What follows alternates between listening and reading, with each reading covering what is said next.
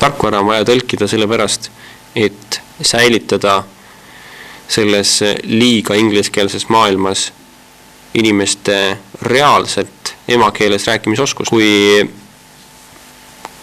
enamus sinu päevatoimingutest toimub ingliskeelses keskkonnas, siis sa lihtsalt unustad ära oma emakeele. Minu arust on see kõige tähtsam põhjus, miks on vaja tõlkida. Kõige tuntuvad tarkvarad, mis on eesti keeles, on taaskord Firefox ja OpenOffice.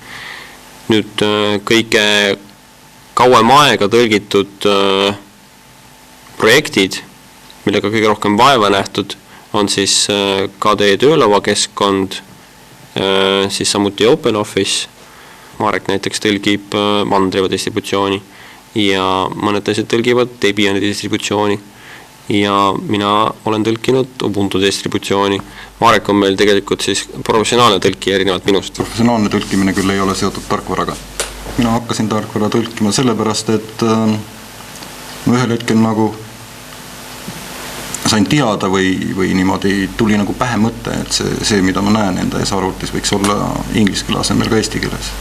Ja mulle meeldis see mõte. Ma alustasin juba siin mainitud Mandriva operatsioonisüsteemiga, kuivõrd seal midagi tõlkida on. Mandriva juhtimiskeskused ja ütleme menüüd ja muud sellised asjad, mis operatsioonisüsteemiga või distributsiooniga oleks täpsem öelda muidugi siis kaasas käivad, et need on siis seniajani nagu minu tõlki. Hiljem tuli siis KDE töökeskkond, hõlmab väga palju rakendusi. Mingid muud asjad, mis on KDE-ga väga tihedalt seotud, näiteks fotohaldus, rakendus, digikamm või muusikamäng ja Amarok näiteks. Kui arvestada, et KDE on nüüd juba üsna mitu aastat nagu korralikult kasutatav ka Windowsi keskkonnas, siis võib-olla isegi mõned Windowsi kasutajad teavad selliseid programme. Neid sõnu, mida võib-olla välja mõelda tuleb, neid on ikka üpris vähe. Ei saa ju öelda, et ütleme KDE või Mandriva või siis Ubuntu või mis iganes, et need nagu looksid mingit sellist uut reaalsust, mida nagu varem olemas ei ole olnud. Enamasti on ikkagi tegemist selliste asjadega, millel on tegelikult eesti keeles ikkagi juba vaste olemas, olgu siis kas üldkeeles või siis spetsiifilisemas arvuti allkeeles, et ka eestikeelne, ütleme, arvutiterminoloogia ei ole mitte minu ega kellegi teise siin välja mõeldud, vaid see on ikkagi juba mitukümmend aastat vana ja seda on pidevalt täiustatud. Põhiosa siin on pigem vist see, et inimesed on tehniliste ning eriti arvuti või IT-terminite puhul harjunud kasutama ingliskeelseid termineid. Ja siis neile tundub, et need tõlkijad mõtlevad need välja, kuigi tegelikult on artikus olemas või niimoodi. Aga mõningatel üksikutel juhtudel on tõesti niimoodi, et ei ole mingit head sõna või täpset sõna olemas.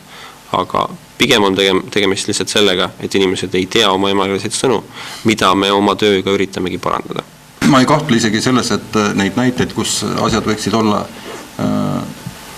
paremini, mõnel juhul ka täpsemini ja võib-olla ka lihtsamalt väljendatuna, et neid kindlasti, ja on kindlasti ka selliseid asju, mille puhul, ütleme, on nii palju, kui seda vaba tarkvara on tõlgitud või ka mitte vaba tarkvara tõlgitud, et mille puhul on, ütleme, kuskil on mingi algusest peale võetud mingisugune sõna või väljend omaks ja seniajani püsib ja teises on sama asja kohta teine sõna.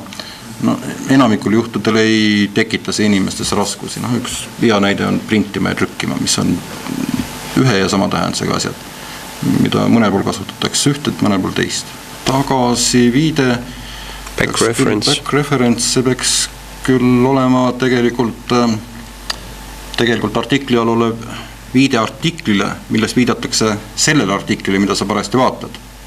Kas mõttes, et sa loed mingit artiklit ja tagasiviide peaks olema mujalt sellele artiklile viidatud. Kui nagu nüüd vahet teha, siis viide on viide kuhugi. Sa oled kuskil ja kui sul on seal viide, siis see viide on kuhugi. Tagasiviide on siis seal kuskilt siia.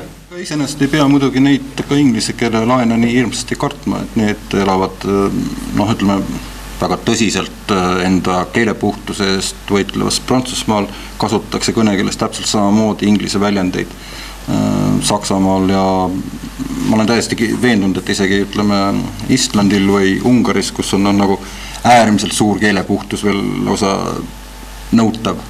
Selles mõttes neid ei pea kartma. Oluline on nagu pigem see, et oleks siiski olemas ka midagi muud kui selline pitsin inglise keele. Raamatus on reeglina laused ja lõigud, mis on nagu küllaltki seotud tekst, selles mõttes ühele järgneb teine. Tarkvara tõlkimisel, eriti kui me räägime just kasutajaliidese tõlkimisest, siis seal on üksikud sõnad. Nad on seotud küll sellesse suurde kasutajaliidesesse kõik kokku, aga nad on siiski kõik oma ette üksused. Et seal saab enamasti pigem hoolitseda selle eest, et selle rakenduse raames on need asjad kõik ühtsed. Kuivõrd selle eest, et kõik need sõnad oleksid, ma ei oskagi nüüd öelda, mingis muus süsteemis nagu alati loogilised või arusaadavad. See on tegelikult asi, mille üle on KDE, kuivõrd KDE on väga suur projekt ja seal on hästi palju rakendusi, siis seal on üritatud seda vahelduva eduga, ütleme niimoodi, on üritatud võtta kokku ja ühtlustada kasutatavaid mõisteid ja nende nii kasutatavaid mõisteid kui ka nende kasutamist. Aga isegi sellise ühe, ütleme, küll suure, aga siiski ühe projekti raames on see juba raske ülesanne. Rääkimata siis sellest, et KDE on ikkagi ainult üks osa üleüldse kogu tarkvarast. Kogu tarkvara maailmas ilmselt selline tibatilukene. Tõlkjana on nagu üritan ma anda enda panuse selleks, et eestikeelne tarkvara, see osa, mille eest mina endal olen vastutuse võtnud, et see oleks võimalikult heas keeles arusaadav ja ei tekitaks mingit sellist tõrget või vastumeelsust.